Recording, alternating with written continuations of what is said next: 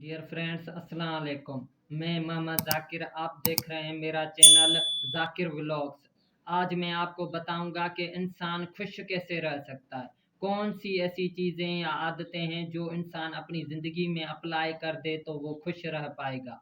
ये मैंने 5 स्टेप्स ढूंढ के निकाले हैं जो आज मैं आपको बताऊंगा। इनको जो आप फॉलो करोगे तो आप अपनी ज़िंदगी में खुश रह सकते हो।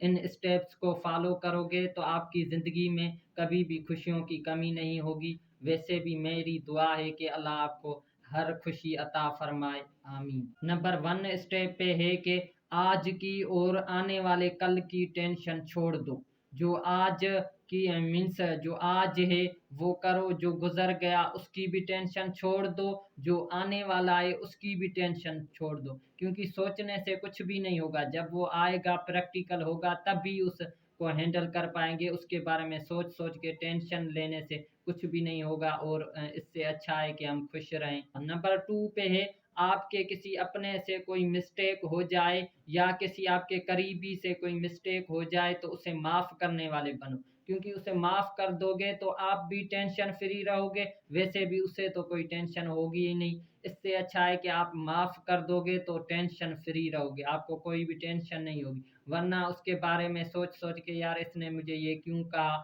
इसने मुझ पे ये बात की, इससे अच्छा है उसे माफ़ कर दो, वो बात वहीं पे ख़त्म कर दो। नंबर 3 पे है कि आपके पास जितना है उसमें खुश रहो। नंबर 3 बहुत इम्पोर्टेंट है।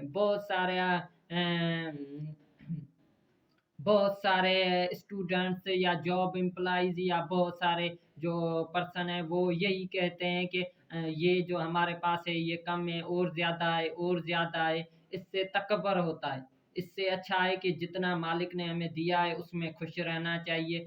उससे ज़्यादा की तवक्को रखो, स्ट्रगल करो, पर ऐसा नहीं कि किसी और के सर पर पाँव रख के और उसे गिरा के फिर आगे बढ़ो। ऐसे बढ़ोगे तो कभी कामयाब नहीं हो पाओगे। नंबर 4 पे मैंने रखा है, कभी भी तकब्बुर न करो। मीन्स आपके पास जो है जितना है उसमें खुश रहने की कोशिश करो।